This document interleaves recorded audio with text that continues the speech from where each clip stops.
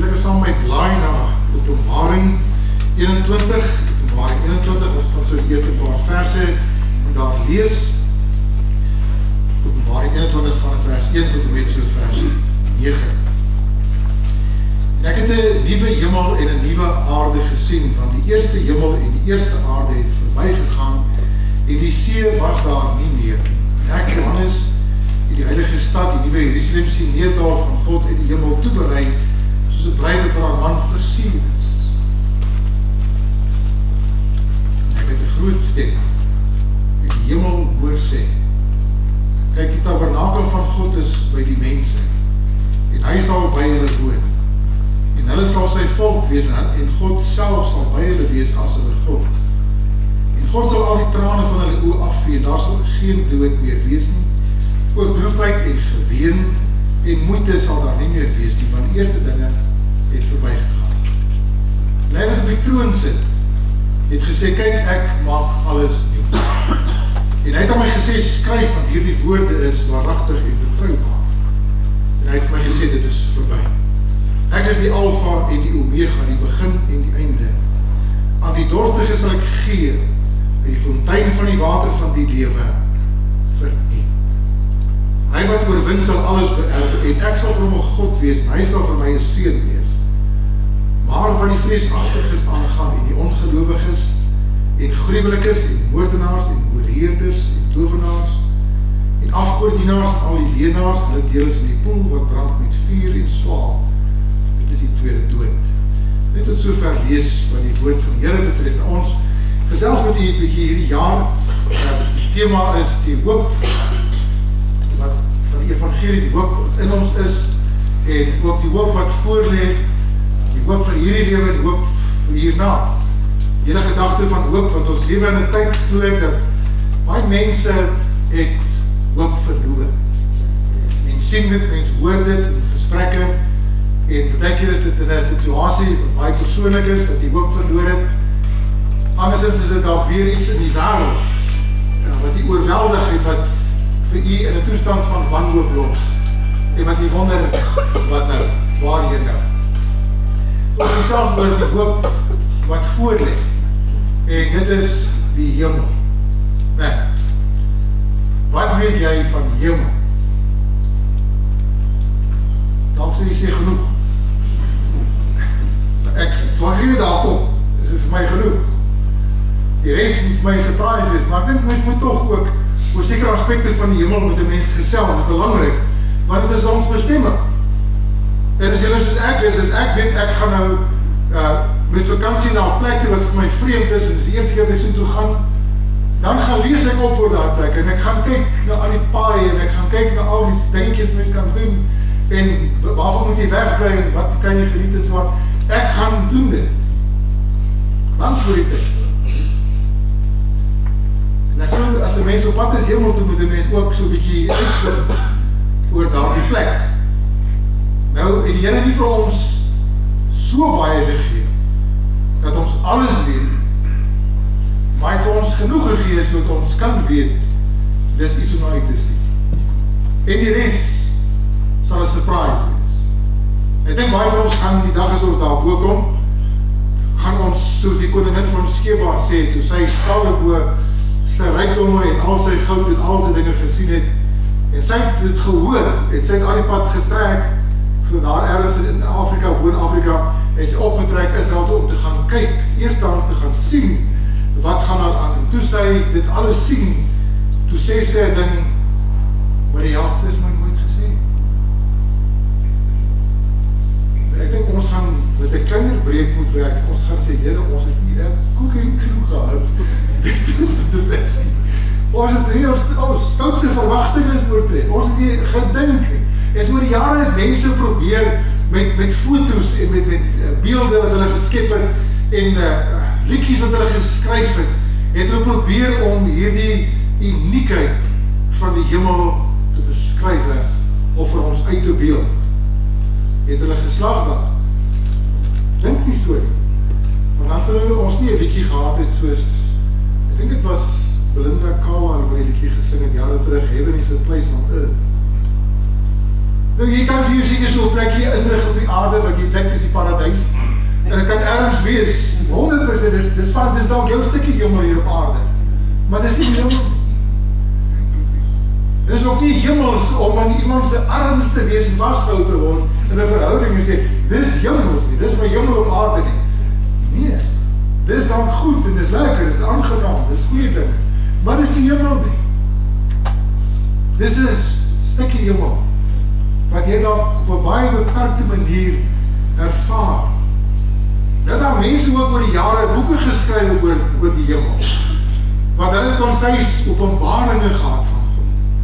En die Here het hulle in die hemel gevat, het hulle in die hel gevat en vir dinge gewys, dan kom hulle terug en geskryf oor hierdie goed is, dan eindig mense met 'n boek soos Heaven is so real, wat jy van jou boekrak af onmiddellik moet verwyder, want as jy groot klomp kry. Ekskuus, ek kan nie. Dan eindig mense boeke soos Mary Baxter, ek het die titel van haar boek vergeet, maar Mary Baxter het ook 'n boek geskryf oor die hemel en die hel, wat sy die onskriftuurlikste dinge kwytraak. Maar mense gryp die goedes aan, want hulle wil weet wat gaan in die hemel aan. En dan raak sy 'n klomp onskriftuurlike dinge kwyt, en die boek verkoop so soetgoed, so soetboek. Verwyder hom van jou rak. Baie mense het die Bybel geword oor die hemel. Dit wat ons van die hemel lees in boeke, en wat mense kwytraak as openbaringe of visioene wat Here het sê, moet ons altyd meet aan die woord van die Here. En as dit nie toetslaag, dan verbrand jy daai boek as sketterny, as vals, gruwels voor die Here. Want wat die Here vir ons in sy woord gegee oor die hemel, is genoeg. En self dit weet ons nie anders nie. As die Here vir ons meer oor die hemel wou sê, as het reeds vir ons gesê is, sal hy destyds al 'n profeet opgewek het om het vir ons te sê. Wat met gesag sou kon sê, so sê die Here. So het Johannes dit gedoen het. En soos wat die Ou Testamentiese profete en al die Bybelse profete gedoen het, maar die een van die mense wat dinge kwytraak oor die hemel en boeke skryf daaroor, het hoegenaamd die gesag om te sê, so sê die Here. En hy kom altyd met die staat, die Here is my gewys, ek het gesien. Dus die Here nie vir jou gewys het, jy het gedroom, en jy maak dit woord van God, is jy in diep moeilik. Dan voeg jy by wat jy geskryf dan, en die Here sê, vervloek is hy, wat enigiets byvoeg, wat aan jou openbaar is. Sê weer, as die Here vir ons meer wou sê, oor die hemel, sou het reeds hier gewees. Maar gaan lees maar net so 'n bietjie, gaan doen 'n studie oor die hemel, dan gaan jy agterkom, ek weet ook nie so baie nie, hier is eintlik baie meer as ek gedink het. So waar begin mense as mens nou praat oor die hemel? Is jy seker hierso? Interessant, ek gaan kyk na statistieke in die week, 80%, ek weet wat dit is in Suid-Afrika nie, maar dis die syfers in die VSA. 80% van alle Amerikaners glo in die hemel. En 'n groot persentasie van daai 80% glo hulle gaan so doen. Van waarvan sê hulle dit? Verkeerde opvattings. Aannames wat hulle maak. We all going to heaven. Want God is 'n God van liefde, hy sal niemand hel toestuur. Dis mense se persepsie. En hulle glo dat elke godsdienst, of jy nou vir Boeddha aanbid, en of jy dit vir Confucius aanbid, en of jy nou vir Mohammed, vir Allah aanbid, of wat er God ook al, allemaal is het net 'n manier op aan hemel. Daai vorm, praat van syncretisme, het al baie dekades terug in Suid-Afrika ook sy neerslag gevind. We are all God's children. We are all Rainbow Nation. En weet jy daai uitsprake wat mense gesê het? Ons is allemaal kinders van die Here. Is ons. Is allemaal kinders van die Here. Nee. Die Here gee vir ons in sy woorde unieke uitspraak oor. Hy sê, ek is die weg, die waarheid en die lewe. Niemand kom na die Vader, behalwe deur my. Daar's geen ander naam onder die hemel gegee, Vader ons gered,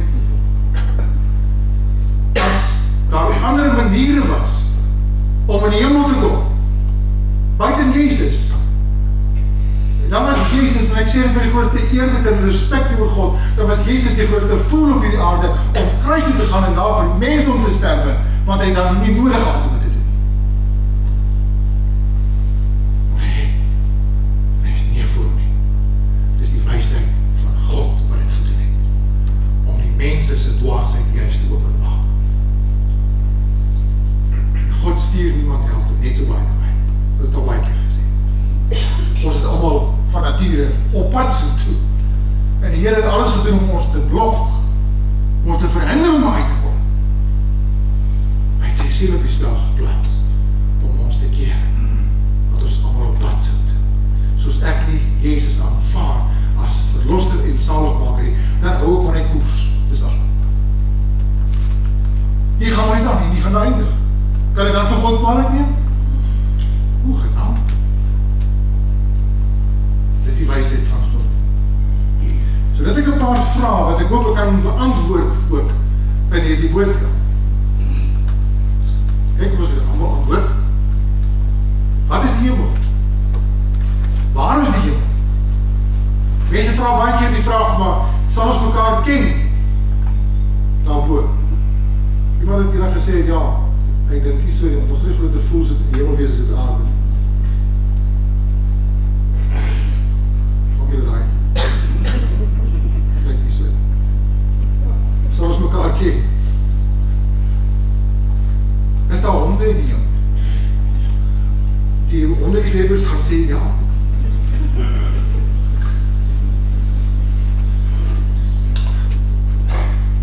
Niet so te dink, en as die vraag is, gaan daar honde in die hemel wees? Dan moet ons die vraag eigenlijk af, gaan daar troeteldiere in die hemel wees? Want party ouens het met hond so verhouding, as wat party ouens een troetelkriek het. Dan moet daar kriekie ook dat wees, want dit is my kriekie. Verstaan jy wat ek sê? Die hemel is 'n geestelike plek. Dis vir mense vir Jezus gesterf het.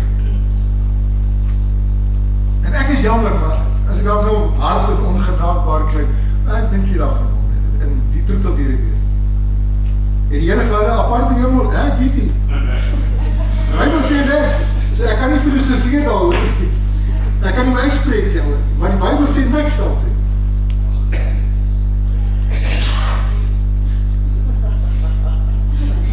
Dit is anders weer daar. En wat er danigheid is, as jy van geestelik, ek het die vraag, wat in domein is dit die woordplek van God of in die lig? As jy wat ons maak, so stelling, en ek kom nie af op jou aan nie, ek wil het verduidelik, want hy sê, daar gaan verder wees. En dit is waar, maar, ons moet eens verstaan, wat in die hemel ons van praat. Nou die ding. Maar die Bybel praat van 3 hemel. Nie 7 nie, man. Ons sê baie keer, as ons baie gelukkig is, en ons is baie excited, sê, as ons nie 7 nie hemel, nee. Wat beteken dit? Dit is net 'n spreekwoord. Dit is nie Bybels. Die Bybels maak hoegenaamd nie melding van 7 hemele nie. Daar is 3. Wat ene gaan jy wees?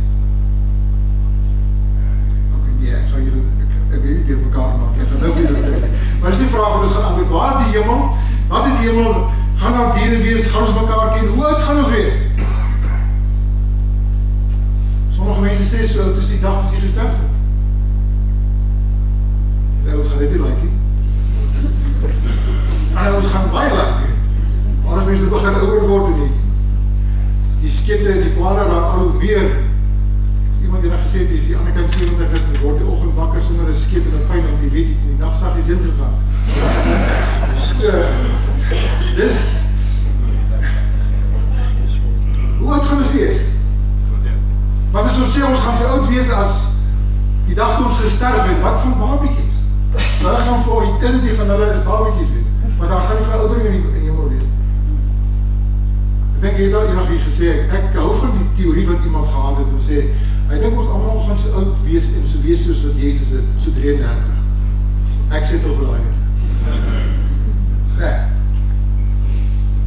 Nee, ons gaan nou upgrade, maar ons gaan een beetje downgrade. Maar nee. Ons het nie feite rondom dit nie. So dis vraag wat mense vraag uit nuuskierigheid. En dink jy dis nodig om dit te antwoord, om te probeer antwoord. Want dit is nie rechtig ter saak. belangrike kwessies oor die hemel wat ons oor moet gesels. Wat gaan ons daar doen?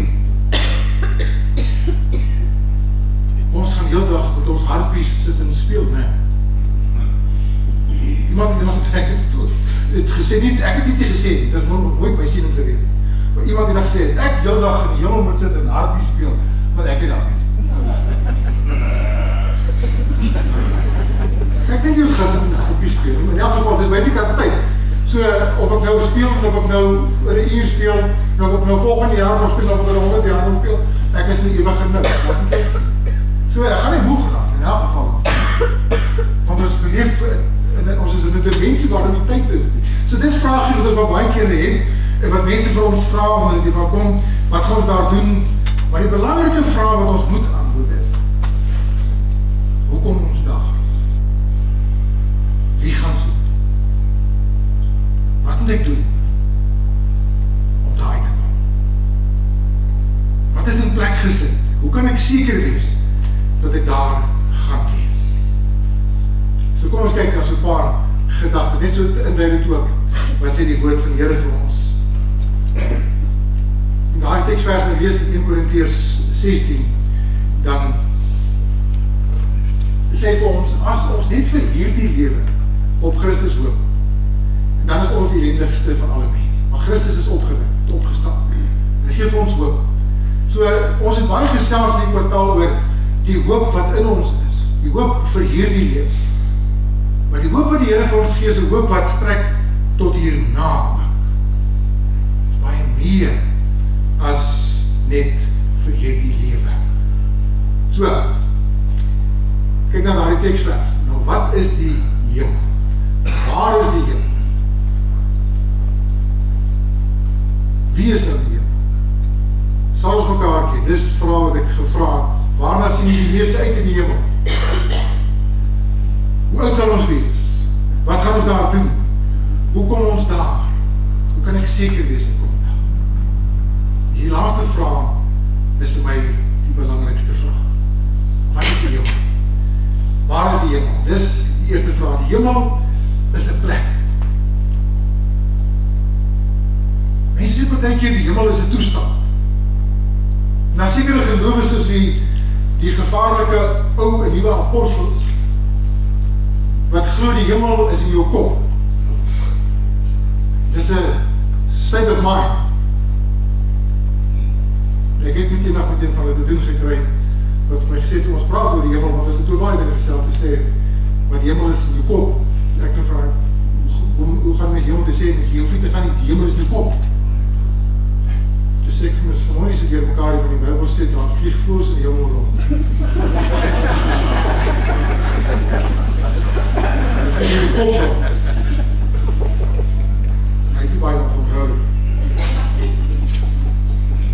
Die hemel is 'n plek, en 'n baie spesifieke plek, nie 'n toestand of 'n ervaring nie. As ons lees daar in 2 Korintiërs 12 vers 2 tot 4, dan skryf Paulus, en hy skryf van homself in die derde persoon, hy sê, ek weet van 'n man, of hy in die gees was, of nie, ek weet nie, maar as so iemand weggeruk is tot in die derde hemel, die paradys, en hy daar onuitspreeklike dinge gesien het, gehoor het, hy praat van homself, want hy het in 'n stadium, toe hom gestenig het, is hy dood, en dat hom vir dood weggedra, en ons in daai tyd, wat hy weggeruk is, dat hy in die hiernamaals hy die dinge gesien het, dat hy in teenwoordigheid van God was, dat hy weggeruk is, tot in die derde hemel. Dis in God se teenwoordigheid, dat hy dinge daar gesien en beleef het, waaroor hy nie kon praat nie. Paulus het 'n ervaring gehad, maar dit was nie die hemel gewees, wat in sy kop was. Hy het 'n ervaring daar gehad, by 'n plek. Hy is weggeruk, sê die woord, tot in die derde hemel. Hy is verplaas, en hy het daar gesien. Dit is by 'n plek gewees. Spesifieke plek. En nou sê die woord van die Here vir ons in Psalm 11 vers 4 die volgende woord: die Here is in sy heilige paleis. Die troon van die Here is in die hemel. Dis God se woonplek. Dis nie 'n state of mind waar God is en waar ek hom kan ontdek nie. Hy praat van 'n spesifieke plek. Maar sou God werklik op die aarde woon, sê 1 Konings 8 vers 27. Kyk, die hemel, ja, die hoogste hemel kan u nie bevat nie. Hoeveel minder hierdie huis wat ek gebou het. Wat sê daarvan in daardie gedeelte is, dat selfs die hemel, dan praat hy van die hoogste hemel, derde hemel, kan u nie bevat nie. God se heerlikheid is so geweldig, dat selfs die buitenste hemel, die woonplek van God, nie sy heerlikheid eens kan bevat. Hoe kan sy heerlikheid in hierdie huis kom? Toch, hoe verras die Here vir ons baie keer. Dus ervaar sy heerlikheid, maar dit is beperk. Dis gering in vergelyking met sy woonplek, waar sy heerlikheid volledig is. Paulus skryf in Filippense 3 vers 20 en hy sê, want ons burgerskap is in die hemele, van waar ons ook as verlosser verwag, deur Jesus Christus. So dis waar Jesus is, aan die regterkant van God. Hy is in die hemel. Teenwoordigheid van God, hy is op 'n plek. So waar is die hemel? As jy so buitekant kyk, dan kan sommige mense sê, dis die buitekant, dis daar bo. Maar as jy glo die aarde is rond, dan is die hemel vir ander ouens hier onder. Want daar is die ander kant van die aarde. Nee. Ek glo die aarde is rond. Waar is die hemel? Goed, dus kyk na die prentjie wat ek al vir jy gewys het. En die oorspronklike word daar basies 2 woorde gebruik vir hemel. Dus 'n bietjie dieper gaan lees, dan kom jy onderskeid agter, dan word daar 1 of 2 ander woorde ook gebruik. Maar die algemene gebruik in die Bybel in die Hebreëus is hemel vertaal met Shemayim. En in die Nuwe Testament in die Grieks is hemel kom in die vertaal in die Grieks het wat Uranos. Ek gaan nie daai geskiedenis ingaan nie, maar dis die 2 woorde wat gebruik word, Shemayim in die Ou Testament en Uranos in die Nuwe Testament. En daar 2 woorde sluit eerste, tweede en derde hemel gewoonlik in. As hy praat van die voëls van die hemel, dan is dit die woordjie Uranos. As hy praat van ons Vader wat in die hemel is, dan is dit Uranos. Dis hemel, dis 1 woord wat dis 'n begrip gewees van. Maar ons moet onderskei. Mense vra baie keer vir my, maar hoeveel hemel is daar? Hoe onderskei mense? As die eerste, tweede en derde hemel. Eerste hemel is dit wat jy daar sien. Dis die wolke hemel. Dis waar die voëls van die hemel rondvlieg. Dis ons aardse atmosferiese hemel. Dis waar die wolke is. Dis waar die troposfeer alle goedes is, nee. Dan kry jy ook, en net nog 1 of 2 voete, dis alles net so uitbeelding van, dis die eerste hemel. Is dit waar God is? Ja, want hy is alomteenwoordig, want hy is sy woonplek, spesifiek nie. Maar God is alomteenwoordig. So hy, selfs die eerste hemel, hy is daar. Wat is die tweede hemel? Die tweede hemel is dis die sterre hemel. Dis die buitenste ruimte, dis die uitspansel daar buitekant. Is dit wat God? Ja. Of is die ook daar?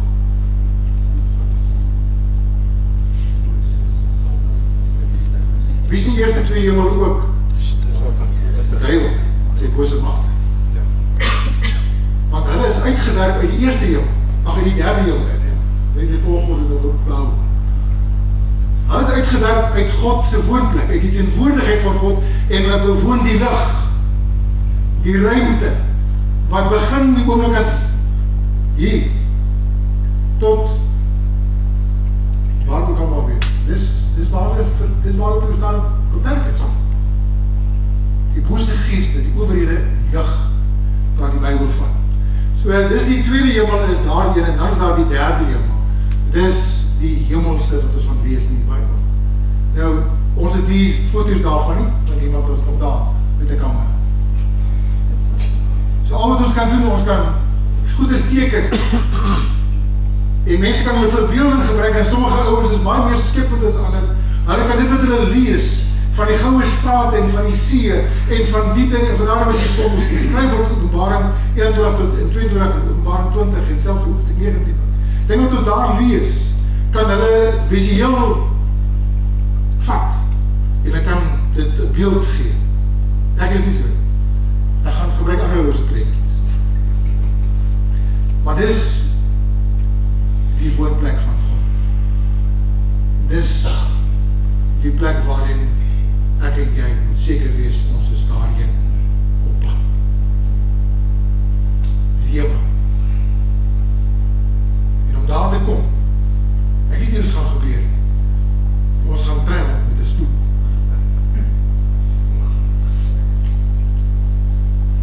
En ons gaan hier die eerste en die tweede hemel met 'n kwessie van 'n oomblik wees. En ons is daar. Die Bybel sê 'n oomblik, 'n oogwink, skuif ons. En daar gaan nie tyd wees om te kyk nie. En ek glo, as dit gebeur, gaan ons oë op een ding gefiks wees. En dit is Jesus. Niks anders gaan saak maak. Dit antwoord dalk seker ook in 'n mate die vraag is, mense vra, sal ons mekaar herken? Sal ek my vrou herken? Sal ek my man herken? Sal ek my kinders herken? Sal ek my pa herken? Sal ons mekaar herken? Ek dink dit gaan belangrik wees. Want net om daar te wees, waar Jesus sentraal is, om hom te sien, gaan die ander goeders in die niet laat verdwyn. Gaan ons mekaar herken? Ons kom daarby net op geen kant. Die hemel is 'n plek, 'n spesifieke plek, maar die hemel is ook 'n volmaakte plek. Dit lees ek in die Bybel. Hy sê Openbaring 21 vers 4 die volgende, hy sê, en God sal al die trane van hulle oë afvee, en daar sal geen dood meer wees nie. Ook droefheid en geween en moeite sal daar nie wees nie, want die eerste ding het verby. Daar gaan nie meer dinge wees soos effort, inspanning, moeite, verdriet, teleurstelling, trane. Maar dinge is verby. Dit behoort aan hierdie aarde en aan hierdie gevalle skepping, waar Here gesê het, nou sal daar, sit in die sonneval, sal daar moeite en verdriet en trane en sonde en smarte sal daar wees. Onophoudelik, is deel van hierdie lewe. En ons gaan dit nie een ontsnap nie. Dis ons almal se deel op hierdie aarde. En ek dink nie daar's iemand op hierdie aarde wat nog nooit gehuil het nie. Wat nie met hartseer of verlange in hulle harte sit, wat nie met moeite en verdriet en swaar kry sit nie, of het ken nie. Dis iets om uit te sien, nee, volmaakte nie. Wat nie meer gaan wees nie. Gaan ons hier op aarde kan skep vir ons? Nee. Vroeger jare, in die middeleeuwe en voor dit het jy sogenaamde pilaar heiliges gekry. Dis ouens gewees wat gedink het hulle kan hierdie wêreld en al sy versoekings en die sonde kan hulle ontvlug. En dan vir hulle self op 'n baie hoë pilaar installasie bo gebou en hulle daar bo gebly vir die hele week. Hulle self afgesond. Er word na verwys in die geskiedenis van die kerk as die pilaar heiliges. Hulle wou die smarte en die seer en die dinge van hierdie wêreld word ontvlug. Het hulle reg gekry? Daar's nie manier nie. Die enigste plek waar jy het gaan ontvlug is hierna. Want die mens sit met 'n sondige natuur. En die grootste probleem wat ons sit is in die hart van die mens wat verdorwe is. En 'n pilaar ga jy nie wegvat van jou hart af.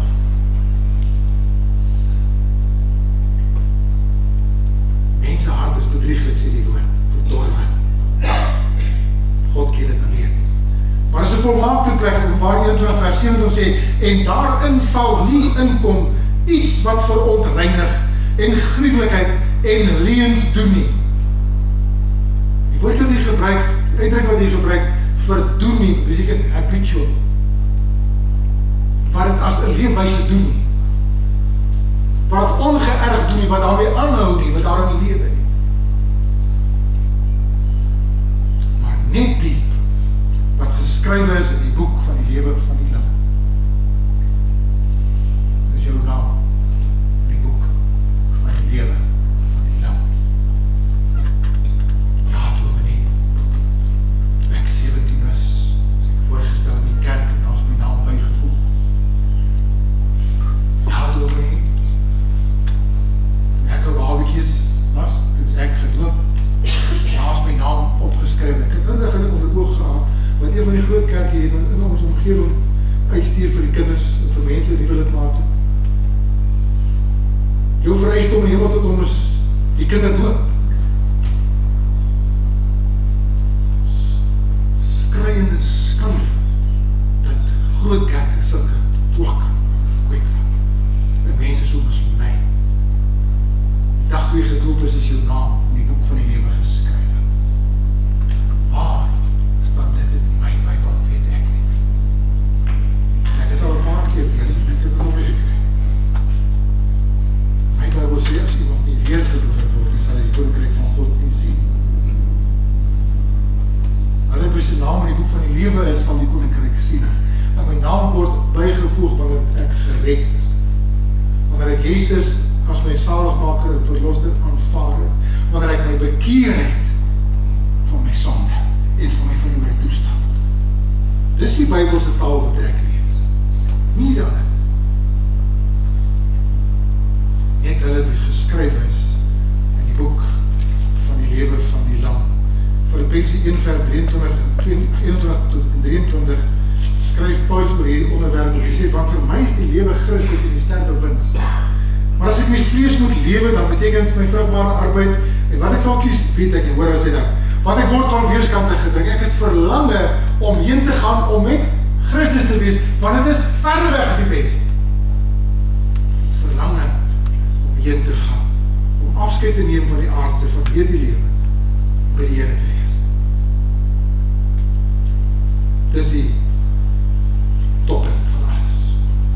So wat het ons in die hemel? As ons praat van 'n volmaakte plek, daar is 'n plek, waar die volgende dinge na kan kyk, daar is 'n plek van geen scheiding.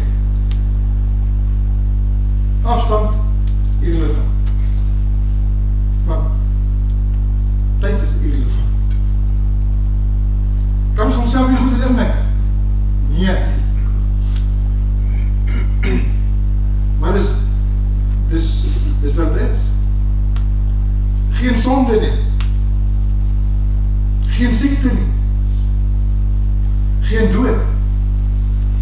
Geen droefheid, trane. 'n plek van hereniging. Maar jy moet die hereniging reg sê. Nie die hereniging wat ons baie keer as mens verlang op aarde. 'n Hereniging met my kinders, of hereniging met my ouers, of hereniging in daardie aardse bande nie, maar 'n hereniging met Jesus. Dis wat het gaan. Gaan ons die res daar kry? As hulle reg was? Verseker. Maar aardse bande gaan nou nie wees, want die Here het vir ons gesê, ek is aan Matteus 22, ek is nie seker nie, maar ek is Matteus 22, want die Sadduseërs my vraag gevra oor die opstaan, dus toe vra het hom, as 'n man nou trou, en hy sterwe voor die kinders het, en sy broer volgens die wet, moes die broer dan die vrou gevat het, en dan, dit was sy vrou, en nou gaan die broer dood, en nou is al die derde broer, en uiteindelik, ek sê, nog gaan die verskrikke klink, as ek hier al 7 broers, en sy het al 7 gedruk, wie van hulle gaan nou op die einde haar man wees? Hierna. Dis al 'n mooi probleem.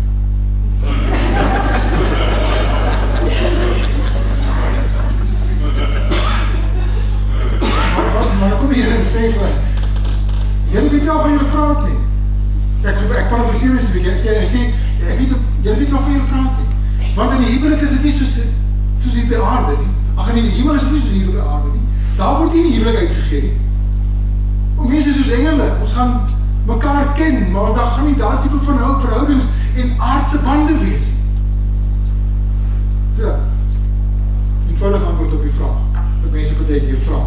Maar 'n plek waar daar geen tekort gaan wees, die volmaakte fellowship gaan daar wees, 'n plek wat ons kan ag as ons erfenis en 'n beloning. Filippense 3 vers 20, as dit net vinnig is, hy sê wat ons burgerskap is in die hemel, van waar ons ook verwag Christus ons verlossing. Ons burgerskap. Ons is hier op aarde so eintlik net ambassadeurs. En as kind van die Here moet ons hier op aarde vir ons gedra, soos 'n ambassadeur en nie twakpraat van die land wat ons verteenwoordig, soos wat Suid-Afrika se ambassadeurs doen. Nee. Ons is hier om die hemel te verteenwoordig met waardigheid, met opregtheid, met eerlikheid. Ons is hier vir die belange van die Here hier op aarde. Dis jou en my roeping as kind van God, gesant van God. Paulus skryf dit, ons tree dan op as gesante van God, gestuurdes, ambassadeurs is die woord, verteenwoordigers van 'n ander koninkryk, hier in 'n vreemde land. En party mense rig hulle self so hierin, dat die dag moeilik hemel toe gaan. Want dan dink hulle dit klaar. Vergeet. 2 Korintiërs 5 vers 1 sê Paulus, ons weet, dat as hierdie aardwoning afgebreek word, het ons 'n gebou by God ewig in die hemel. Tydelik, in hierdie woning. Openbaring 21 vers 7 het ons gelees. Die vraag is, ons mekaar ken, het dit nogal geantwoord, hy sê, maar nou sien ons deur 'n spieël in 'n raaisel, kom. Nou sien ons deur 'n spieël in 'n raaisel, maar eendag van aangesig tot aangesig. Nou ken ons ten dele, maar eendag sal ons ten volle ken. Nie soos ek ten volle ken, hier is 'n verskriklike groot waarheid in hierdie teksvers wat ek dink nie ons as kinders van die Here regtig besef nie. Dat die Here sê, eendag sal ek ten volle ken. Net soos ek ten volle geken het, daar is die frase, die uitdrukking. Wat sê dit? Ons sal God ken, soos hy ons ken. Ons sal mekaar ken, soos God ons ken. Ons gaan volledige kennis van mekaar hê. En het gaan niks wees om ons skaam of verlede wees, want daar gaan nie so goed mee wees. So mekaar, liggaam, siel en gees volmaak ken. So wat die Here my ken, so gaan ons ken. Dit wat ek nie nou weet, sal ek daar weet. Ek moet baie keer vir mense wat my lastige vrae vra, sê ek gaan maar vir 'n eindjie wag. Want ek weet ook nie reg hoe te antwoord. Die Bybel sê nie my genoeg daaroor, maar los dit vir die Here, hy weet. Die res wat ek nie vir kan antwoord nie, dis baie, sal hy vir jou antwoord. Ek is van daarmee. Ek hang hierdie vele aan wat ek gelees het in die week, hy sê, when we get to heaven, we'll know each other as God knows us, because all the imperfections of this life will be removed. In this life, sin causes us to cover ourselves, not just physically, but emotionally and spiritually. But when sin is finally lifted from us, then we can be ourselves with no shame, no pain, no embarrassment, no covering up. Dus die een of andere dokter in theologie, Dr. Pettingill het gesê, concludes that in heaven we will know every person in heaven, and all of them will be friends and loved ones to us. That is not so much bereikt, nee. Goed, wat gaan ons daar doen? Ek weet nie. Maar ek denk in die eerste plek, het gaan net hemels wees. Dis goed die pad. Om daar te weet. Om net die teenwoordigheid van God te wees, wat mense gaan doen. Moeilik om te sê. Waarom moet ons in tyd vastgevang is, van secondes en minute en ure en dae en maande en jare. En daar is ons buitekant tyd en ons lewe in die ewige oomblik. Waar daar nie 'n môre is en 'n oormôre is nie, en 'n volgende jaar en oor 10 jaar, oor 100 jaar, of oor 1000 jaar, of oor 1 miljoen jaar nie. Gone. Kan jy dit dink? net so dan dink, dan as ek net so dit wil vat, dan voel het my, ek verloor my, I'm losing my mind. Dan, excuse dat ek my plat uitdruk begin, maar voel het my die ergens vind een kortsluiting punt. Dan verloor ek die gedagte en dan kry ek om nie weer. Want ons kan nie anders op hierdie aarde aan tyd dink as om aan tyd te dink nie. Daar is 'n tydloos. So ewigheid. Daar is nie afmeting nie. Dit is 'n moeilike ding, maar in elk geval. Wat gaan ons dan doen? Ek gaan probeer beantwoord aan aanleiding van die woord en wat mense daaroor skryf en hoe seker dinge interpreteer, maar dat daar aanbidding gaan wees sonder enige steurings. Gefokusde aanbidding van die Here. Nou, aanbidding beteken nie net om voor die Here te buig. Aanbidding beteken om sy lof te besing, maar om ook toegewyd aan die Here te lewe. Gefokus om te wees met 'n heilige, volmaakte lewe. En om te volg en nie daar te wees vir hom. Dis aanbidding. Dis 'n leefwyse. Dan gaan ons dit reg kry met ons hele lewe, met ons hele hart, met alles in ons, met geen steuring. God aanbid. Alles is uit die weg uitgeruim. Daar gaan diens wees sonder inspanning. Niks gaan moeite wees. Ons sal nooit geleer kan sê, Here, ek is 'n bietjie besig. Ek het nie tyd. Ek moet nog die ding doen en nog daai ding doen. Dit gaan nie nou wees nie. Fellowship sonder vrees. Met mekaar. Fellowship gemaklik. Sonder enige agterdog. Sonder enige vrees vir veroordeling. Die grootste vrymoedigheid. Alles in die volmaakte trap. Ons gaan leer. Sonder vermoeienis. Ons gaan dinge ontdek. Ons gaan rus. Sonder om verveeld te raak. Want die Bybel praat van die hemel as 'n plek van rus. Ons rus van ons arbeid. Dit wat ons op hierdie aarde vir die Here gedoen het, gaan ons daar nie meer hoef te doen. Ons gaan daar nie meer ons geloof met werke ondersteun. Want ons geloof het oorgaan in ons skuld. Dan gaan rus wees in die opsig van tevrede. Die Here het alles gedoen en ek sien wat dit alles bedoel daarmee. En I'm happy. En ek rus daar. Ek is gemaklik.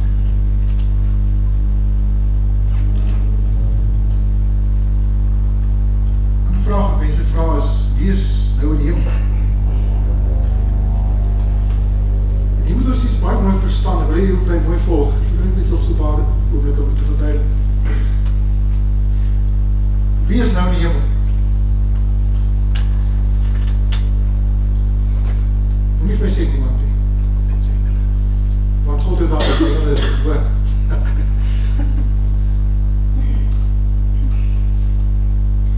Maar as enige iemand wat al reeds gesterf het, al reeds in daardie volmaakte toestand in die hemel? Nee. Ons praat van en as niemand op hierdie stadium in die hel hoor. Niemand is alreeds in sy finale bestemming. Maar daar moet 'n oordeel kom. God se judgment, sy finale oordeel moet nog plaasvind. So die mense wat ongered gesterf het, word in bewaring gehou in die doderyk vir die finale oordeel. Want daar 'n opstanding plaas en dan gaan ook die ongeredde dode gaan opstaan en dan gaan voor die wittroon oordeel van die Here verskyn en dan gaan hulle geoordeel word volgens hulle of hulle naam in die boek van die lewe geskryf. En dan is hulle saam met die duiwel in die poel van vuur gewerp. Die ander opstanding, ons het nog nie niemand ontvang ook stel alles dit. Niemand wat nou sterf, of wat al reeds gesterf het, daardie oomblik het hy gesterf het, 'n verheerlikte liggaam ontvang. Jy sterf, die liggaam gaan tot niet. Stof is jy, of stof sal jy terugkeer. Die siel en die gees keer terug na God toe, wat weet waar dit gaan, maar dit word in bewaring gehou, ongered en gered. Gered is praat ons van die voorpoorte van die hemel. Afwagting, waar hulle in 'n rustende toestand is. Hulle is by die Here. Dus kom Paulus sê, ek het verlang om heen te gaan by die Here toe, maar nie in 'n verheerlikte toestand, liggaam, siel en gees nog. Dit kan jy by die opstanding plaasvind. Wanneer ek die verheerlikte liggaam ontvang en ons net soos Jesus gaan wees in elke opsig. Volmaak. Dit kom nog. So niemand is nog in sy verheerlikte toestand bewustelik in die hemel of in die hel met 'n onverganklike liggaam. Dis die realiteit wat ek hier moet begin van sit. Die dode gaan onverganklik opgewek word, gered en ongered. Die ongeredde gaan vir altyd leef weg van die Here. Daar gaan geen uitsig wees. Nou môre gaan dit beter gaan nie. Maar dan gaan nie 'n môre wees nie. Dit is 'n ewige dag. Dit die hel. Die dode word onverganklik opgewek. Dit is 'n verskriklike gedagte as jou saak met God nie reg is.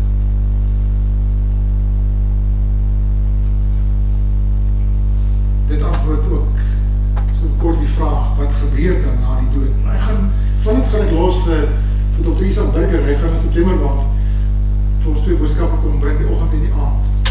5 minute voor die dood, of na die dood, of 5 minute na die dood, vir die kind van God, 5 minute na die dood vir die ongeredde. 2 boodskappe wat hy in September maand gaan druk.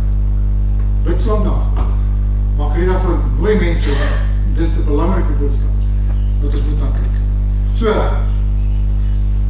ek gaan afsluit, die nuwe hemel en die nuwe aarde, dit is aanbeklaar. Wat die Bybel van praat. Nou hoekom, dan vra mense maar, hoekom moet daar 'n nuwe hemel wees? Ek kan verstaan 'n nuwe aarde. Hoekom 'n nuwe hemel? Maak dit sin? Ja. Dit hang af, wat verstaan jy onder hemel? Het God se hemel, waar hy woon, 'n renovation nodig? Nee. So watter hemel moet herskep word? Die nuwe hemel. Die plek waar die bose geeste en heers nou moet skoongemaak word. Gesuiwer word. Die hemel sal met 'n gedruis verby gaan en die Here sal skoonmaak. En hulle sal nie meer daar wees nie. Op die aarde wat onder hulle invloed gelei het, word skoongemaak. Nuwe hemel en nuwe aarde en die Here gaan by ons kom woon, sê die Bybel. God gaan by die mens kom woon. Hy gaan die hemel afbring, aarde.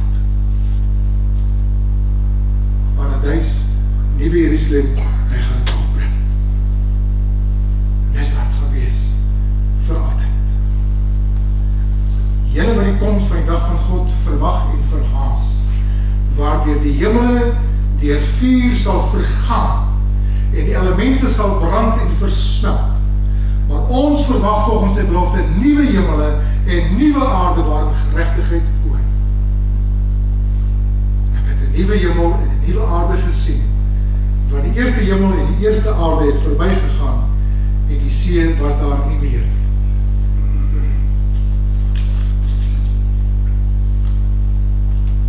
Ek wil net so vraag, want ek hoop ek klink nou stout of gemeen as ek dit nou sê. Maar ek is 'n realist. Voor alles kom my sekere goed as ek, mense moet nie my prentjies kom gee oor, hy dink dit gaan so wees, my sê, dis feite en so. En sekere goed is kwytraak as wat die waarheid is. Ek werk die Bybel. Dis my bron. Dis my verwysing. Ek gaan nooit mense tees hulle dit doen nie. Want ek weet, en ek ken die omstandighede waarom hulle dit sê. Maar is onbybels. Mense sê baie keer, as iemand nou baie lief was vir wolf of vir visvang, sê, hy vond nou lekker vis aan boord. Hy speel seker vir eerste span aan boord wolf. Nonsens. Ja, dit troos, ek weet het, en ek sal nie vir mense, wat op daardie oomblik dit sê, aanvat vir hulle ewig verskil, vir sê maar nie ons praat. Ek los hulle. Dis 'n troos, maar dit is ongelukkige valse troos.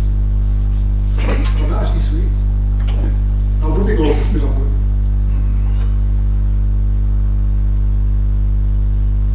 Of verskil jy met my?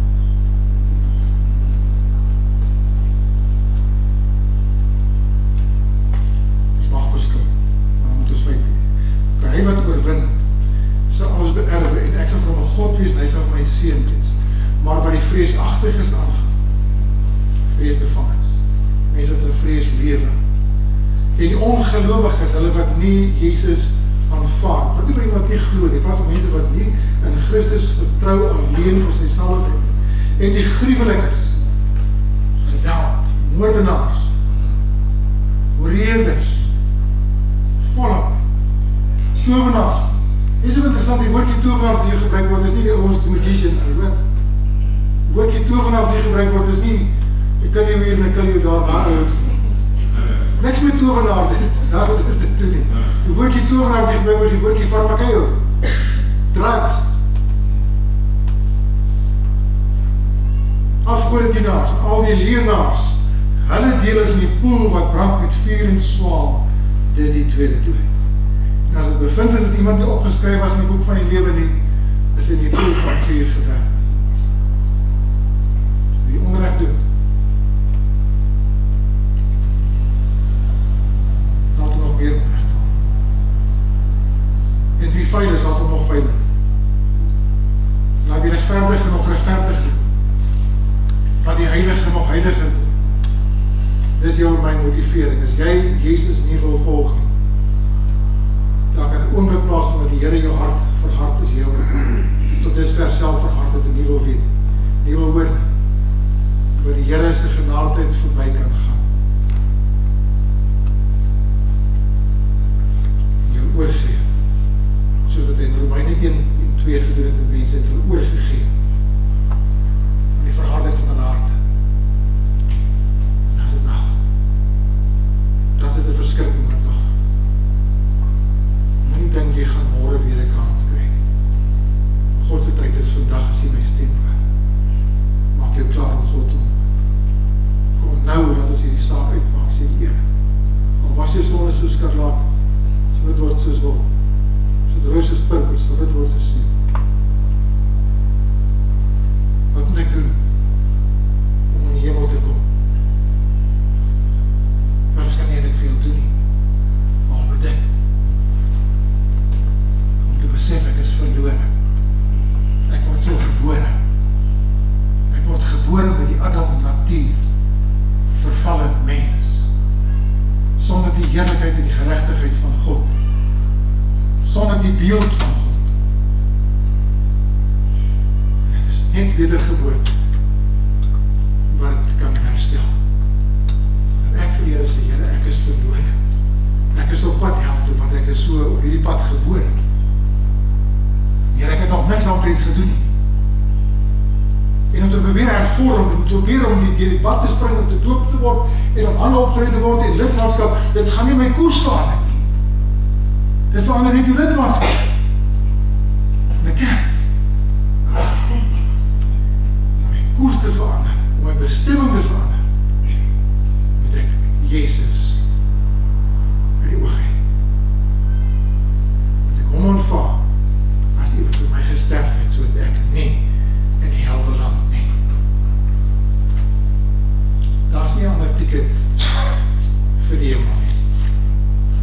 Jy kry hom net by Jesus. Ek het die ticket, ek het die kaart, ek het die bewys. As jy daar die bewys het,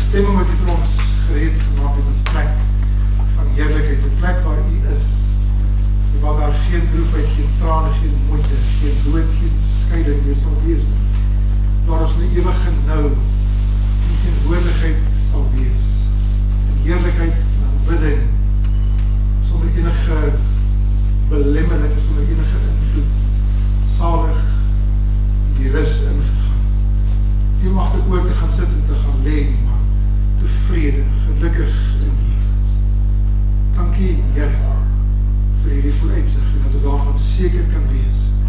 Dis nie soos iemand gesê het, 'n pie in the sky wat ons op kan hoop nie, maar sien. Dis 'n daadwerklikheid. Dis 'n groot werklikheid waarvan ons seker moet wees, kan wees. En ek bid dit vanmôre ook hierdie woord in elke hart, hierdie gewaarwording, hierdie oortuiging sal werk, as dit nog nie daar is nie. Daar die sekerheid, daar die onwrikbare sekerheid nog nie daar is. Ons eer U vir U woord. Ons eer U vir dit wat ons dan kan uitsien, al weet ons nie alles nie.